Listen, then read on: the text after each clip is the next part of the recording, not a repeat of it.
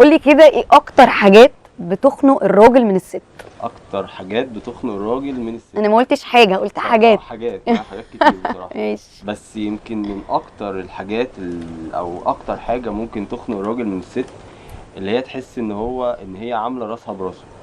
يبقى في نديه في الموضوع بطريقه مش طبيعيه، اللي هو زيك. ما تمام. الفكره دي بتقفل كفيله ان هي تقفل الراجل، ان هي ما تحسسوش اصلا ان هو راجل، ما تحسسوش ان هو يعتمد عليه، ما تحسسوش ان هو سند بجد. لا، انا اسند نفسي بنفسي. الموضوع ده ممكن يقفل الراجل من الست بطريقه مش طبيعيه يعني. بس في رجاله على فكره عادي بالنسبه لها الموضوع انا ده. بقول الراجل مش الذكر، في فرق كبير بين الراجل والذكر. ماشي تمام. ايه تاني؟ ايه تاني حاجه طبعا النكد. كتر الشكوى بتقفل الراجل من الست بطريقه مش طبيعيه. ان كل ما اشوفك اشتكي لك من حاجه، كل ما اشوفك اعاتبك، كل ما اشوفك الومك، دي حاجه بتقفل الراجل من الست، وبتقفل الست من الراجل برضو. دي حقيقه. كتر الشكوى وكتر النكد وكتر عمليه الاسقاط دي بتقفل اي اتنين بني ادمين اصلا من بعض، بتبوظ العلاقه. بالظبط كده. تمام. ايه تاني؟ تالت حاجه ان هي تحسسه ان هو محفظه فلوس فقط لا غير، اللي هو هات انا عايزه وجيب وعايزه وهات لي وسوي لي. كل الحاجات دي انت محسساني بس ان انا محفظه، ان انا بطلع فلوس، لكن مش بتديني اهتمام، مش بتديني اي حاجه غير ان انت عايزه فلوس بس. فحته ان الست تحسس الراجل انه محفظه بس في البيت كده عايش بيدفع فلوس وخلاص، دي طبعا بتقفل الراجل بطريقه مش طبيعيه برضه. النديه وكتر النكد وان هو محفظه. وايه تاني؟ رابع حاجه بقى. رابع حاجه ويمكن اخر حاجه، وهو في حاجات كتير بس يمكن دولت اكتر 4 حاجات يعني ممكن يقفلوا اي راجل من اي ست. ان هي ما تحسسوش بقيمه الحاجه اللي هو بيجيبها لها. يعني ما يلاقيش تقدير. هو مثلا جاب لها هديه، تحسسه ان الهديه دي مش براند مثلا، او مش دي الحاجه اللي عجباني، مش دي الحاجه اللي المفروض تجيبها، كان المفروض تجيب حاجه احسن.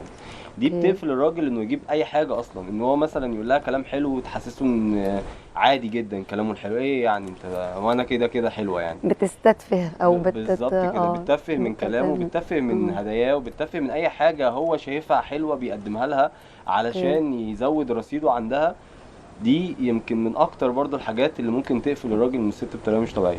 انتي بقى من وجهة نظرك ايه اللي يقفل الراجل من الست؟ بص، انا ببقى شايفه ان الراجل هو طفل. يعني حقيقي مش بتكلم على دماغ الراجل، لا يعني الراجل عاقل وراسي وراجل وكل حاجه، بس هو في الاخر طفل. هو كل انسان في الدنيا بالظبط. بس الرجاله اطفال شويه اكتر. فالست الشاطره الواعيه اللي هي تعرف ازاي ايه تتعامل مع الطفل ده بشكل او باخر. اللي بيقفل الراجل من الست من وجهه نظري اكيد الاهتمام.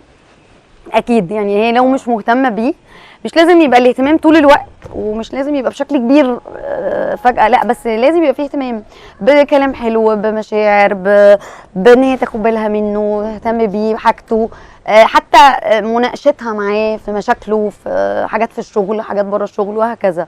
يعني دي من اكتر الحاجات اللي ممكن تفرق مع اي راجل.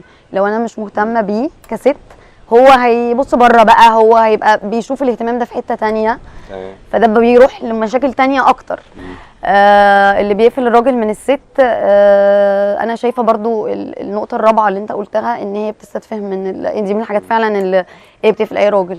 لو انا استتفهت بحاجه بيعملها، حتى لو هي مش راضياني 100%، بس هي اتعمل حاجه. يعني الراجل لما بيعمل حاجه يا جماعه بيبقى مجهود رهيب انه عمل حاجه، يعني بالنسبه له دي حاجه كبيره. ما ينفعش بعد ما هو بيحاول يفكر انه يعمل الا اقول لا ولا اي حاجه فارقه معايا خالص. فدي فعلا من الحاجات المين قوي للرجاله عموما. انا بتكلم يعني حاجه عامه، لان كل واحد مختلف عن التاني في اولوياته. اللي بيقفل الراجل من الست ان هي ما تحترموش قدام الناس. طبعا دي من الحاجات اللي بتفرق قوي مع الرجاله. صح. يعني حتى احنا بنتخانق في البيت وبنشد في شعر بعض، بس قدام الناس انا بديله برستيجه.